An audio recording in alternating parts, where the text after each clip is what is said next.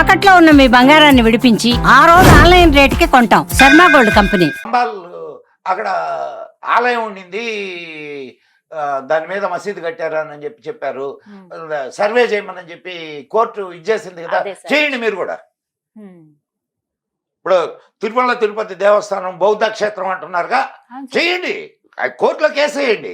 కోర్టులో కేసేసి ఆర్కియాలజీలో నిరూపించండి. లేకుంటే నోరు మూసుకొని ఉండండి, అంతే. కోర్టులో కేసేయండి అమ్మా, తప్పే ఉంది. కానీ ఎందుకు సార్ అంత పర్టికులర్ గా వీళ్ళ ప్రస్తావన తేవడానికి కారణం? హిందూ ధర్మం ఒక ఇదిలో ఎదుగుతూ ఉంది, కడుపు మంట. ఈ బుద్ధి లేని వాళ్ళకి తెలియంది ఏంటంటే, అరే నువ్వు కూడా హిందూ ధర్మంలో ఒక భాగమే. ఆ సంగతి ఈ బుద్ధి లేని బౌద్ధులకి తెలియడంలే. హిందూ ధర్మంలో భాగమే కాదు, హిందూ ధర్మం నుంచి వచ్చింది కదంటమ్మా అది. ఒకసారి నువ్వు అంటే బౌద్ధ క్షేత్రాలకు వెళ్ళు, కొన్ని ఉన్నాయి కదా బౌద్ధ క్షేత్రాలు, ఇంకా ఉన్నాయి. నేను లుంబిని చూసాను. లుంబిని చూసావు కదా, అండ్ హీనయానం మహాయానం రెండు ఉన్నాయి కదా దాంట్లో. అండ్ దాంట్లో తంత్ర సాధనలు ఉన్నాయో లేదో చూడు, ఎక్కడి నుంచి వచ్చినాయి ఆ తంత్ర సాధనలన్నీ. తారా, నీలాదేవి, వీళ్ళందరూ ఎవరు? కరెక్ట్, ఆ పేర్లు. ఇంకొకటి సార్, అంటే ఇప్పుడు ఒక పెద్ద మహావృక్షం, ఇది ఒక శాఖ, ఒక బ్రాంచ్ మాత్రం. ఈ వృక్షంతో నాకు సంబంధం లేదంటే ఎట్లా? నువ్వు వచ్చింది ఈ వృక్షంలో నుంచి. మర్రి చెట్టమ్మా, ఓడలు దించుద్ది, అవునా కాదా? ఈ ఓడలు ఇక్కడి నుంచి మళ్ళీ ఇంకొక చెట్టు ఇంకొకటి వస్తుంది, విస్తరిస్తుంది అలా. నీకు ఇంకొక చిన్న విషయం, వీళ్ళు హిందూ ధర్మం ఒకటి గుర్తుపెట్టుకోమ్మా. బౌద్ధాన్ని, ఆనాటి బౌద్ధాన్ని చేసినటువంటి వాడు ఆదిశంకర్ల వారు. ఆయన ఎవరిని చంపలా, నరకలా.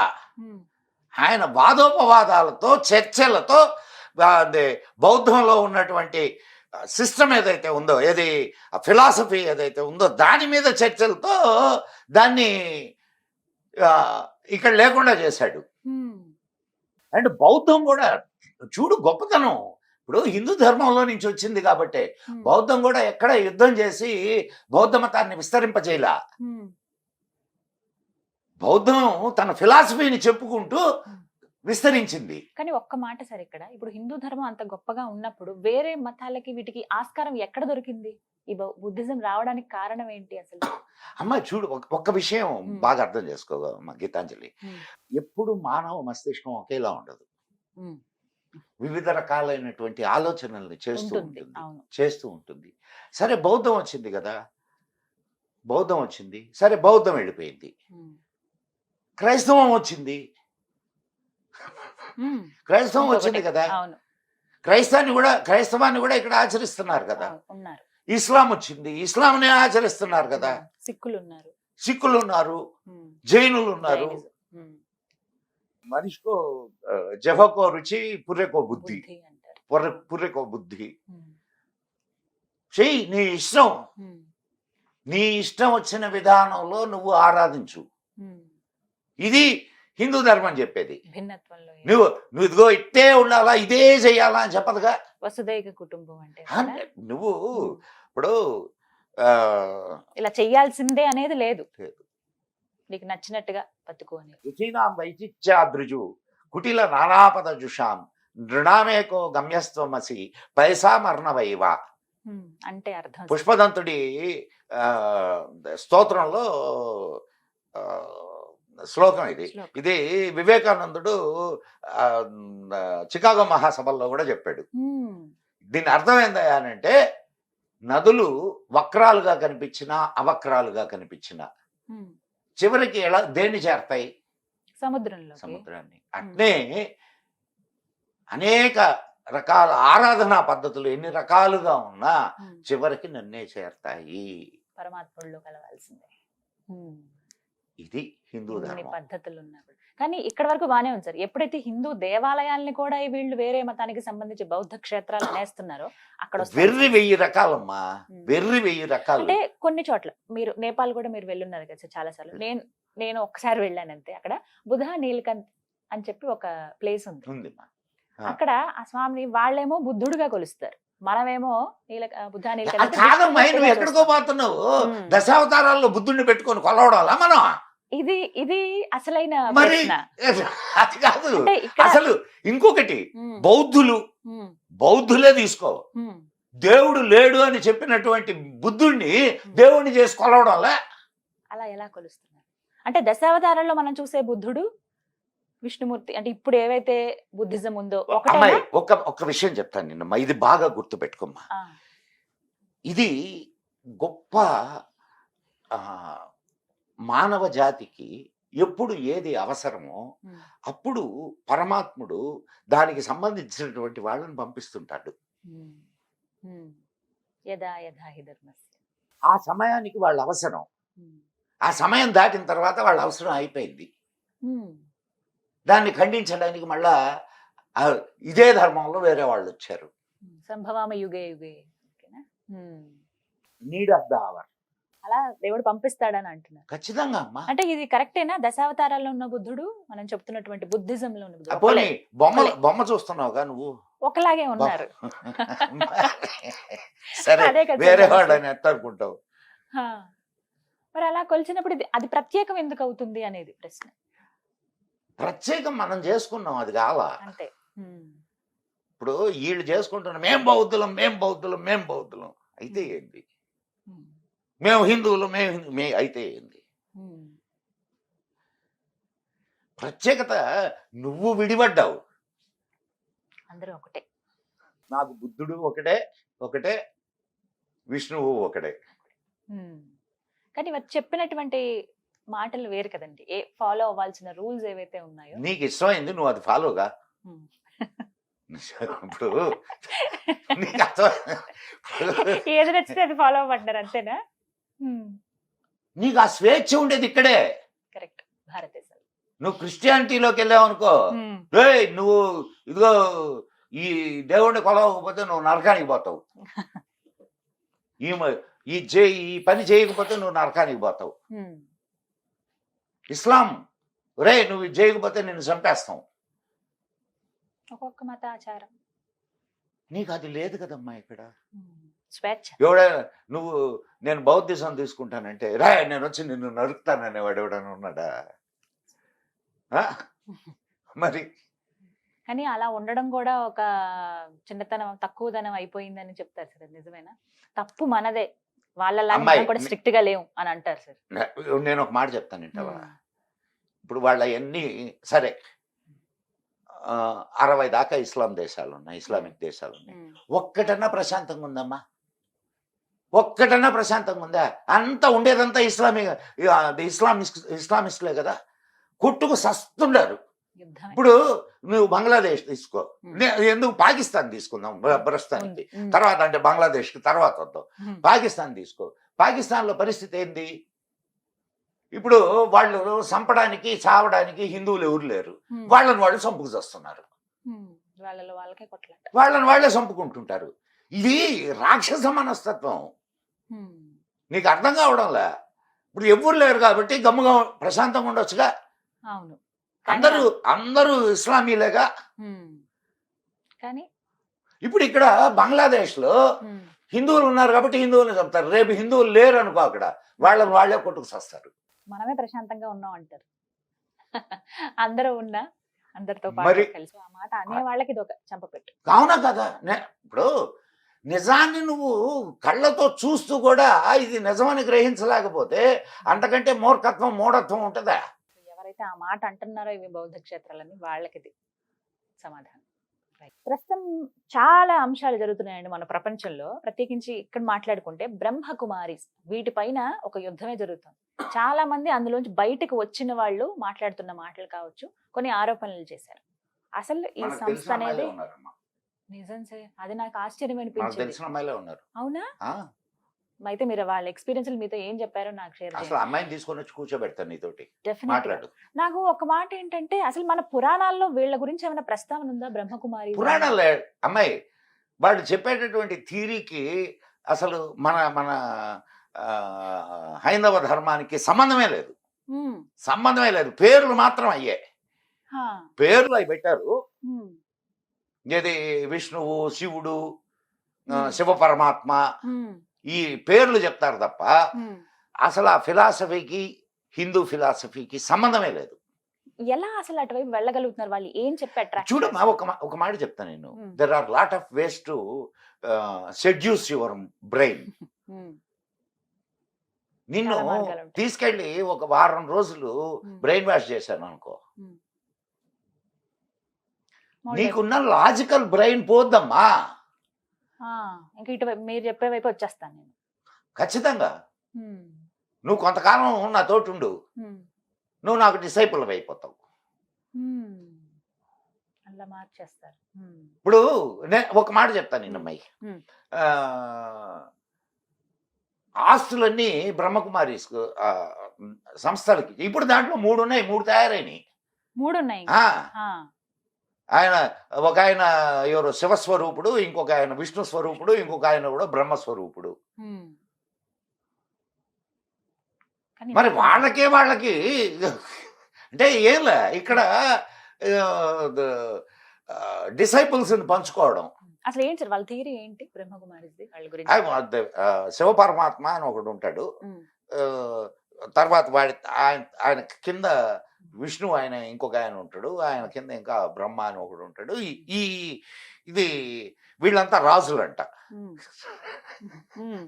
నీకు నేను ఆ అమ్మాయిని తీసుకొచ్చి కూర్చోబెడతాను, ఒకసారి నీకు ఆ అమ్మాయి నంబర్ ఇస్తాను, ఫోన్ చేసి ఒకసారి ఇంటర్వ్యూ చెయ్యి. నాకంటే ఆ అమ్మాయి వాళ్ళ ఫిలాసఫీని చాలా అద్భుతంగా చెప్పగలదు.